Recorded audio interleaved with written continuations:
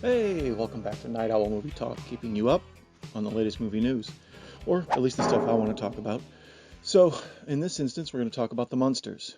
Again. When last we left Rob Zombie's Munsters, we had watched the teaser trailer together. That was just a quick 1-minute recreation of the old Munsters intro to the TV show, except now they plugged in the new cast in there.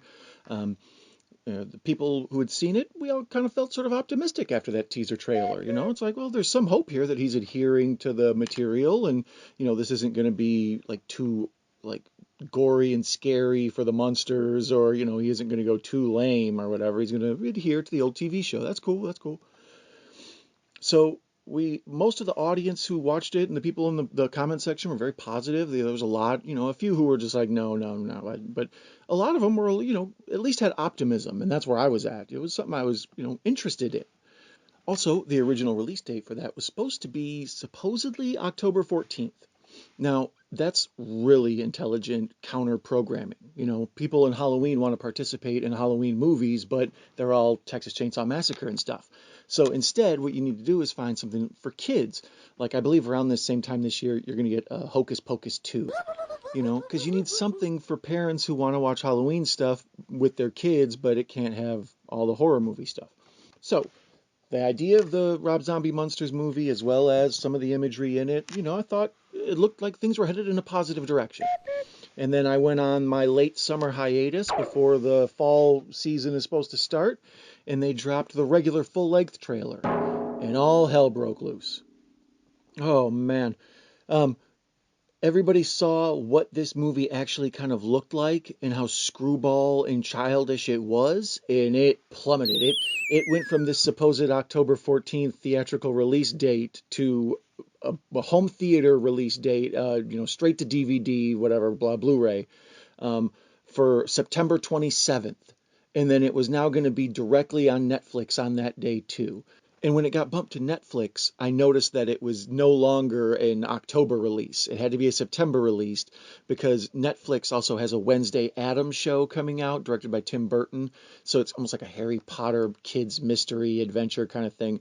And that's been testing really well. So Netflix doesn't want anything to compete with that. So they put the Munsters out, September 27th. So I thought since this was going to come out like October 14th in the theaters, it would be, on Peacock sometime around like, Thanksgiving, and maybe we'd do a watch along then or something. And that's where I'd put the Munsters to bed. And no, all heck broke loose, and now it's already on Netflix. So I thought we would do a watch along, except I watched it to take some notes on it so I could make my little haha jokes and whatnot. And it's terrible. It's bad. It's not good at all. So we're gonna go over it, but please don't make me watch it again. Like, here's the thing. I probably will watch it again at some point in my life because it's the type of thing like some sort of 30 Days of Halloween movies or kids programming will show. Because this movie's nothing more than like a glorified Halloween special. Like, it feels like it's made for TV, and it feels just goofy and campy, and there's lots of like slide whistles in the background and like scrambling cartoony noises, and man, that soundtrack, every time somebody stupid comes on, like, oh man, the soundtrack is abusive to you. It treats you, like you're a child. And that's the thing, this movie isn't made for children. It's made for little children. Like that Addams Family movie and most of the Tim Burton stuff, Edward Scissorhands, and other movies like Gremlins, the Harry Potter movies I mentioned.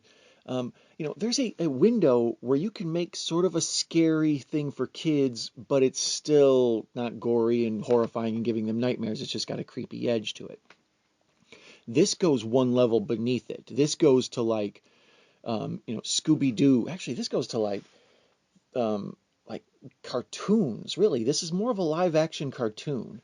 It's a lot like the Real Ghostbusters cartoon, or Scooby-Doo, or the Groovy Ghoulies. Check that out. The Tales from the Crypt cartoon, or the Beetlejuice cartoon. all of those have this same aesthetic, that like lime green, sky blue, magenta color tone, because you need bright colors to balance out stuff so the kids don't get bored by all the like gray and brown that, takes place in scary old house movies, right?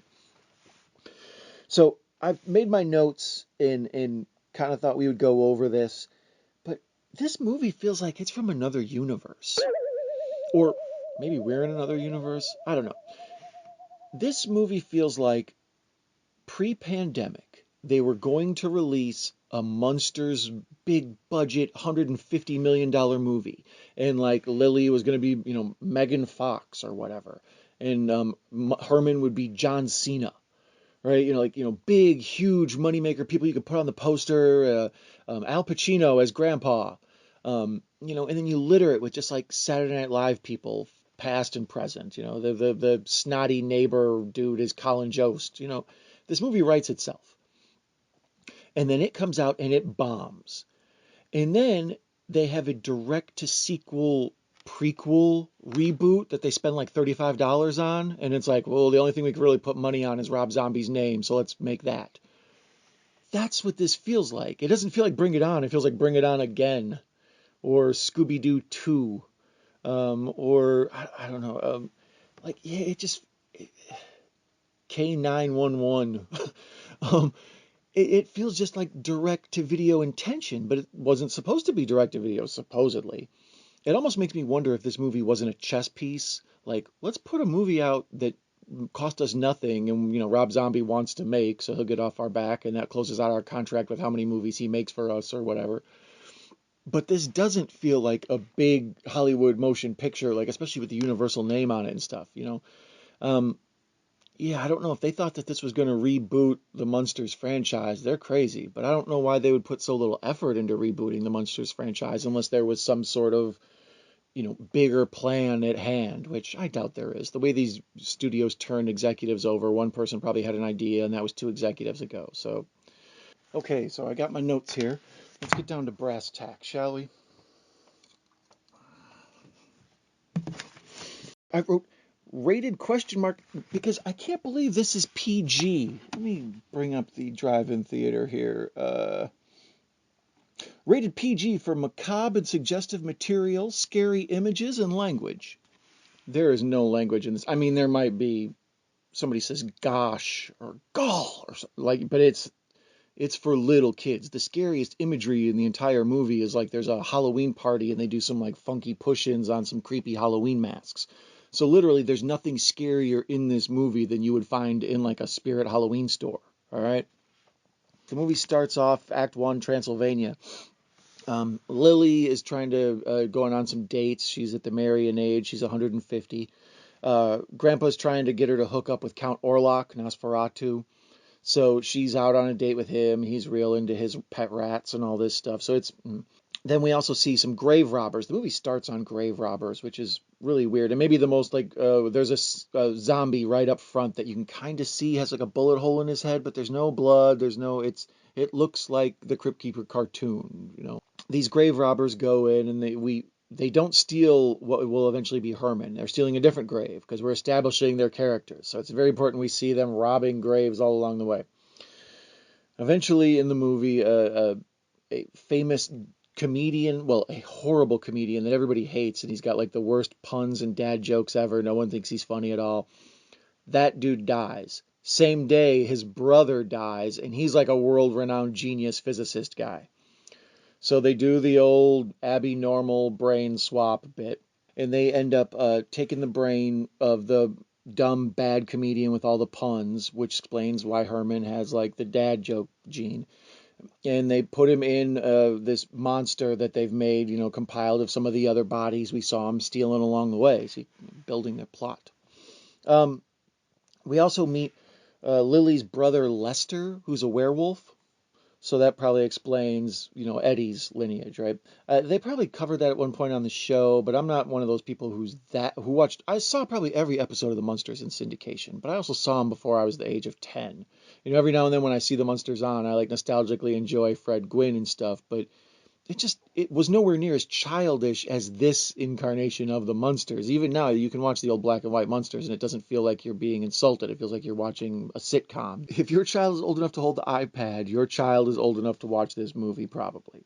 Okay, so then after they put the bad comedian's brain into Herman, who also has like the skills of a piano player and some other things, supposedly, they take him on TV. And Lily, who's all forlorn and having man trouble with this whole dating thing she's going through, sees Herman on TV and falls in love. So then, after he flops on TV because his jokes are so bad, this all reminds me like an episode of the Flintstones.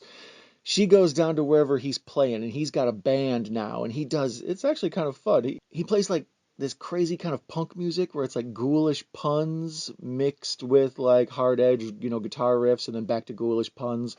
Um, Kind of reminds me of that song, My United States of Whatever. I'm way off track here. So Lily goes down and sees Herman's concert, and she falls madly in love, even more than she is. And the two of them hook up, and they have a date, and Grandpa's totally against, Lily hooking up with this big lunkhead because he's just too big and dumb. So after this meetup at the punk rock club, they end up going out on dates. The first one is back at Lily's place where he meets Grandpa, and Grandpa's mean to Herman. That explains kind of their dynamic where he's always like calling him a dummy on the show and stuff. But we see that they go and do like Sonny and Cher karaoke, but that kind of goes on a little too long. And then they go get matching tattoos like you do on your first date, And then they go meet Lily's Uncle Gilbert, who's the creature from the Black Lagoon. And Gilbert's cool. He's not like Grandpa. And I'll never understand, why is it Grandpa Munster if it's Lily's father? Herman is the Munster. Speaking of Munster, Herman is not Munster because he looks like a monster. He's a Munster after the cheese. See? Jokes. Then we see them on a date, like at the Devil's Island, and that's where he ends up proposing. But this feels like someone rewrote it and stuck it in later. It's almost directly ripped off of when the Addams Family go out and tan underneath full moons, and Gomez wears his stripy bathing suit because Herman's got the stripy bathing suit and all that. Like, it looks derivative, and yeah, just at this point you can already tell if you're still watching the movie, you don't really get to complain anymore. Like, I enjoyed it enough because it's nostalgia, but as far as like a movie goes, it was just terrible. Just terrible. Okay, so Herman proposes at Devil's Beach, and then they go have the wedding, and that's the exact midpoint of the movie. The movie's an hour and 50 minutes, so that's part of the reason I mentioned like what's going on with all these things, because there's so much that could and should be cut. Like, I don't know, all of it.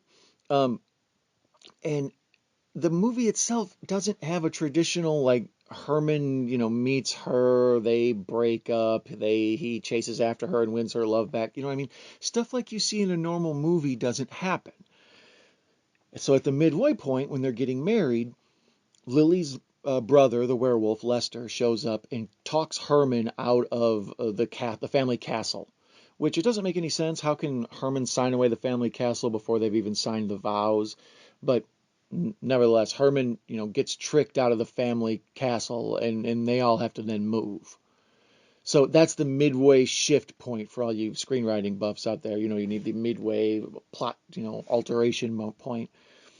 And that's what we get here. Now, Lily's kind of giving Herman the like, you idiot look. And of course, Grandpa's been right about how, foolish Herman is. And Herman even admits, like, dude, I'm dumb. Leave me alone. In addition to this whole thing with them selling it, there's like this weird subplot where the person who's trying to trick them out of the family castle is Grandpa Munster's old flame. She's like a gypsy woman. Basically, she's a takeoff on the people who made the Larry Talbot in the werewolf movie turn into the werewolf, like those gypsies. Like, I guess I'm not supposed to use that word anymore, but that's what they are. They're gypsies.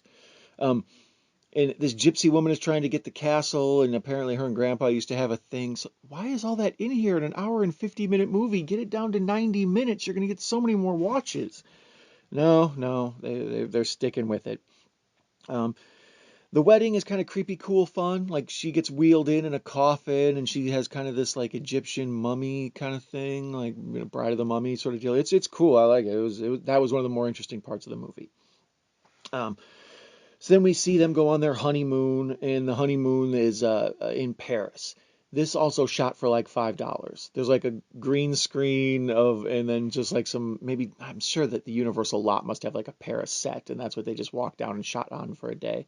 The whole time in Paris, I kept wondering, why are they here? Why are they showing this? Why are they stretching this movie out, right? The only real point of Paris is 2 points.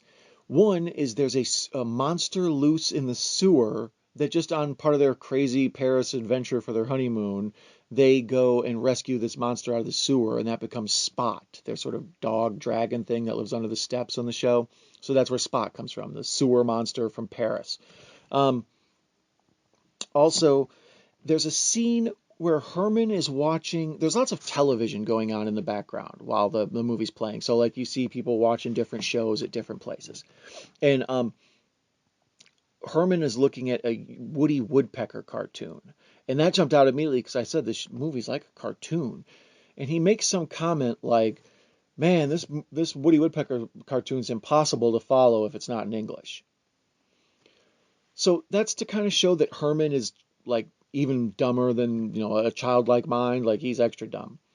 But it also shows like it's kind of Rob Zombie, I think, talking to the audience, explaining to them, I'm making this very big, broad Looney Tunes cartoon because it'll travel to other markets. Like you can watch this in Japan and not be confused. You can watch this in India and not be confused. You know what I mean? Like it's the most basic, just Frankenstein man meets a vampire lady, and they're cute and it's funny, and the sound effects tell you how to feel, and the music tells you how to feel, and it's made for little kids or people who have don't speak the language. So yeah, I kind of thought that was a wink wink by Rob Zombie there. And then when they get back from their honeymoon is when they decide, well, the brother's going to rip us off of the castle. We're going to get screwed out of it. So the usual plot in a movie like this would be like, okay, well, we're going to do what we can to save our castle, right? Nah, Herman's just like, hey, let's move to Hollywood. I'll be a big star. And then Lily's like, sounds good. And Grandpa's like, can I go?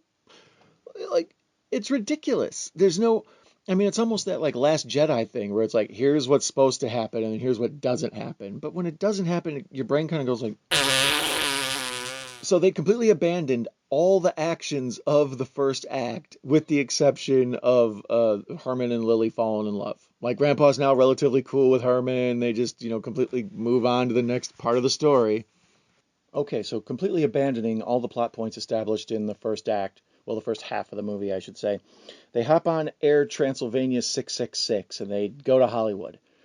This scene lasts too long, too. This is just like padded.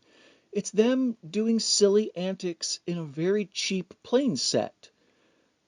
I don't understand why they were doing it. Like, there was nothing needed for the story here or whatever. It was just more characters being characters. Like, if you were shooting a series and you were going to make, whatever, 30 episodes a season or 25 episodes in a season, I could see, yeah, let's make the episode where they act the fool on the plane. That'll stretch things out. We need to. But this movie doesn't need to be more than 90 minutes. That's your target audience. I'm assuming, I don't know what I'm assuming. I don't know. I can't guess what's going on here. So when they arrive in Hollywood, they're going to meet up with their realtor, Cassandra Peterson, Elvira. Also, the officiate of their wedding, and throughout the movie, you see like a giant tin robot man. It looks like a 1950s old school robot style thing. Supposedly in there is Butch Patrick from the old Munsters show, like the Eddie the Werewolf Boy. So when they do eventually arrive in Hollywood and they meet up with Elvira, she warns them, "Hey, look out! It's Halloween. I'm gonna have my costume on, so don't get your mind blown when you see me." So then when she sees them, she faints. It's like, I don't understand. I'm so confused. So, yeah, like, never mind. I'm not going to keep repeating myself that this is clearly a movie for children and they weren't worried about, like, any sort of logic at all. It's Munsters, dude. Why are you trying to apply logic?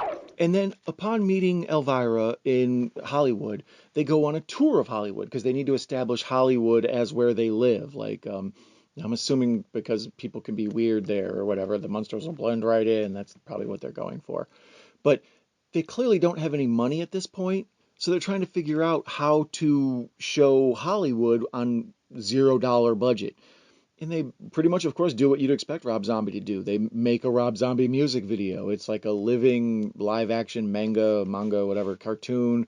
So the whole cast plus Elvira are riding around in Mach 5, the old speed racer car, and they're touring Hollywood and seeing all the sights and landmarks, and whatever. But clearly, it's made for no dollars. It looks like exactly like one of Rob Zombie's videos, just, craziness. And that's cool, but not for a Universal movie, right? So Elvira, their real estate agent, takes them to this cul-de-sac, and there's, a bunch of nice, like, family homes, little different, pretty ranch houses and all sorts of, like, 2 and 3 level homes. And then at the very end of the street, there's this Mockingbird Lane, 1313, and it's an old Victorian, and it looks just like the one in the house, except even better and cooler, kind of. So if I guess that's where most of the budget went, but they're not there. The movie's wrapping up. We just got here. But since they arrive on Halloween, they have like the coolest block party rave on their neighborhood. Like, we don't do that here. I don't know, get my lames into doing that, but it's like one notch below the Matrix. So they're all in Halloween costumes and grinding and having a big old party, and everything's awesome. And they of course have the gag where the Munsters win the best costume contest. We didn't even know there was a costume, whatever. But they think it's a beauty contest. See, they got jokes. And after this warm welcoming and everything's great, Herman also at the Halloween party meets some people who run a funeral home, and he's got a job all of a sudden at the funeral home. So that cures the problem of what's Herman going to do for money. Like, everything comes to a conclusion. Like, we're just wrapping up. So then everybody goes to bed for the night, and they wake up the next day, and it's back to normal. And it's like this nightmare for Herman and them, because all of Halloween's been cleaned up and all the people are back to like 1960s cardigans and, tightly coiffed hair and all this, right? And then as they're there, like kind of freaked out and their minds blown at this like terrible, horrific view of normalcy that's going on around them, werewolf boy shows up, Lester, the brother. Apparently he took his money from selling the castle and went to Vegas and spent that money in Vegas and recouped a whole big lot. So here's Herman's share, and they're rich now. Well, what was the whole point of Herman needing a job and getting a job with the whatever? Just more crap you could have cut out to make this movie easily down to, the 90 minutes it should have been. So with them, Herman, everything okay. They're rich. They live in Hollywood. They got the 1313 Mockingbird Lane. Everything's going to be what it's going to be. Everything's okay. And then we jump to that teaser trailer that this all started with back at the beginning, where we see, the black and white image of the new cast doing what the old cast did. And this movie itself is supposed to be a prequel to the show, which I guess is what Rob Zombie's concession to even making this would be. Like, oh, I'll show maybe what happened before then. But this property, I can tell by all the people who are interested in the other stuff that went out about this, that people care about it, and there's money there to be made, but it's being handled poorly. Like the Addams Family people, they figured out how to make, several movies, a cartoon, a couple shows. They drug MC Hammer's music into this. Like, stuff happened. The Munsters, it's like, nah, we tried it once or twice, and we had a Halloween special, and just, eh. So I think the people at Universal who are dropping the ball on this, they really need to kind of step back. And like I say, it's possible this is a chess piece. They did the reverse of the direct-to-video sequel to try to wring money out of it. They were like, well, let's float this test balloon of a Rob Zombie movie, and then maybe later on we can make the Megan Fox, John Cena version. But until then, I mean, this is just... It's notable because of the nostalgia, but it's forgettable because of the fact that I just like to forget it existed. So I like Rob Zombie. I'd like to, I wish he was doing something better than he is, but he's had a lot of opportunities to get something going and he just hasn't. So I don't know. Hopefully he'll bounce back and, he'll have some big thing that we're all like, I knew it was in you, but yeah, until then he's treading water, man. So, I give this a D+. It's kind of a D-. It's not as bad as that stupid Blair Witch movie I watched the other night. I watched the Blair Witch remake. Ooh, it's terrible. It's better than Leonard Part 6. It's better than a lot of D- movies. But yeah, it's a weak D+. And it's only pretty much for people with little kids or people with severe Munsters nostalgia. Otherwise, no, it's a skip. Okay, I'm going to wrap this up. You guys take it easy. I'll catch you later.